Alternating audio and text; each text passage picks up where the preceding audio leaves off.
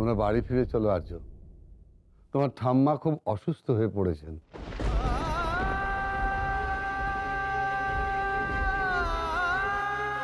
বাবা আপনি কি বললেন? ঠাম্মি অসুস্থ হয়ে গেছে? কি হয়েছে ঠাম্মির বাবা? তোমরা বাড়ি ছেড়ে চলে আসার পর মা তো খাওয়া দাওয়া প্রায় বন্ধই করে দিয়েছেন। তারপর অনেক আশা করে বসেছিলেন যে আমি তোমাদের সঙ্গে করে নিয়ে বাড়ি ফিরব। তোমরা তো আমার সঙ্গে এলে না। আর মা এই আঘাতটা সহ্য করতে পারেনি, অজ্ঞান হয়ে গেছেন। অনেক করেও জ্ঞান ফেরানো যাচ্ছে না। মাসিমাকে কি হাসপাতালে নিয়ে যাওয়া হয়েছে? না না, মা তো একেবারে ঠিক করে ফেলেছেন যে আর্য দিয়াকে বাড়িতে না থেকে তিনি বাড়ি ছেড়ে কোথাও যাবেন না। দিয়া তাড়াতাড়ি রেডি হলো, আমরা এক্ষুনি ঠাম্মির কাছে যাবো। আরে না না, রেডি হওয়ার কোনো দরকার নেই বাবা, আমরা এই অবস্থায় যাব, এই অবস্থায় আমরা ঠাম্মির কাছে যাব। সেই ভালো। আর কেমন আছেন আমাকে একটুখানি তোমরা খবর দিও কিন্তু।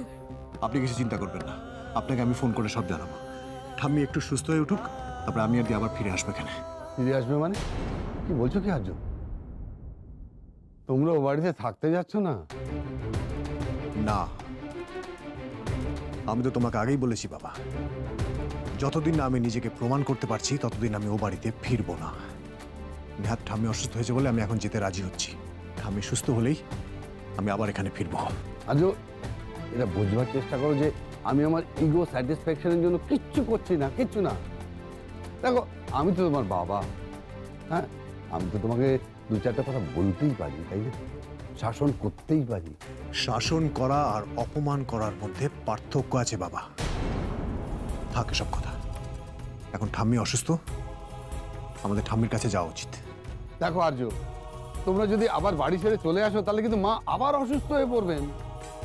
আচ্ছা, মায়ের যে বয়স, এই বয়সে বারবার অসুস্থ হয়ে পড়া কি ভালো বলো? বাবা এইসব নিয়ে আমরা পরে আলোচনা করি, চলুন আগে আমরা ঠাম্মির কাছে যাই। হ্যাঁ, কিন্তু এই যাওয়াটাই কোনো সলিউশন নয় দিয়া। গেলে তোমাদের পুরোপুরি যেতে হবে। আমি তোমাকে কতবার বলবো বাবা, আমার পক্ষে সেটা সম্ভব নয়। কেন সম্ভব নয় সেটা বলতে পারো আর্য? কেন? তুমি তো আমাকে সবসময় দাম্ভিক, অহংকারী, আমার নাকি সাংঘাতিক ঔদ্ধত্য এইসব কথা বলে এসছো। আমার নাকি কারোর সঙ্গে বিন্দুমাত্র অ্যাডজাস্ট করার ক্ষমতা নেই। আমি নাকি কারোর সঙ্গে কোনো কিছুতেই কম্প্রোমাইজ করতে পারি না। কিন্তু তুমি এখন যেটা করছো সেটা কি? তুমি তো আমার দেখানো পথেই হাঁটছো, তাই না? দেখো আমি ঠিক বা ভুল সেটা পরের কথা, কিন্তু তুমি নিজের জেদ ধরে বসে আছো, মুখ ধরে বসে আছো, নিজের জায়গা থেকে এক চুলও সরবে না। আচ্ছা আর্য, তুমি যদি নিজেকে সত্যি সত্যি প্রমাণ করতে চাও তাহলে তো নিজের বাড়িতে বসে সেটা করা সম্ভব, তা নয় কি? হ্যাঁ, আমি অনুরোধ করছি, মাথা গরম করো না, বাড়ি। হ্যাঁ গো, তুমি আর প্লিজ কিচ্ছু ভেবো না, অন্তত ঠাম্মির কথা ভেবে এখন চলো বাবার সঙ্গে ওই বাড়ি। বাবা, আমি অন্তত তোমার দেখানো পথে হাঁটছি না। তোমার আমার জেদের কারণ যে এক নয় সেটা অন্তত তুমি ভালো করে জানো। আমি এই সব কিছু বন্ধ করতে পারি, কিন্তু একটা শর্তে। তোমাকে আর দুর্গাকে আমাকে ছুঁয়ে কথা দিতে হবে, এর সাথে তোমরা কোনো যোগাযোগ আর রাখবে না। শোনো, আমরা এখনো তোমার মতন এতটা পাথর হয়ে যায়নি। তোমাকে ছুঁয়ে আমি এত বড় কথাটা, এটাই আমার শেষ কথা তোমাকে।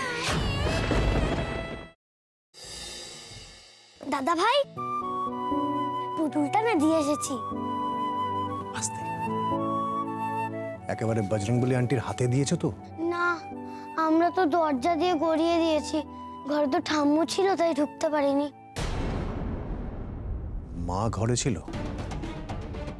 এ বাবা, এটা যদি মার হাতে পড়ে তাহলে তো মুশকিল। ওনার কোনো সর্দারজির সাথে পরিচয় ছিল? সর্দারজি? না, ঠিক আছে, আমি তাও বলবো আপনারা একটু ঠান্ডা মাথায় ভাবুন। আসলে আমার জানাটা খুব দরকার। আমি তাহলে আসি, কিছু মনে পড়লে আমাকে অবশ্যই জানাবেন। আচ্ছা।